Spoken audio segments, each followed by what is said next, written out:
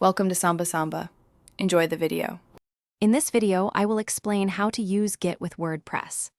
Git is a powerful version control system that helps manage changes to your code.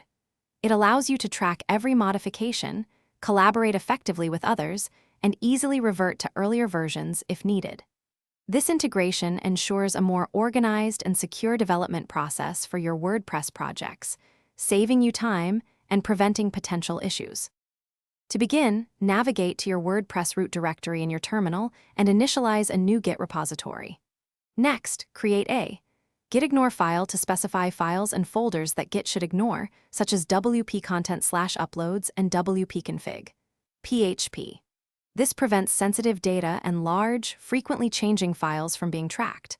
Finally, add all remaining files and make your initial commit, establishing your project's baseline.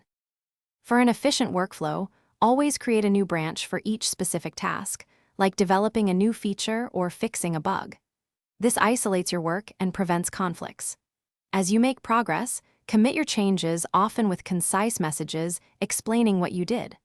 Once your task is complete and tested, merge your feature branch back into your main development branch, ensuring a clean and organized codebase. When you are ready to deploy your changes, push your local commits to a remote Git repository, such as GitHub or GitLab. From there, you can use a deployment script or a continuous integration and continuous deployment service to automate the process.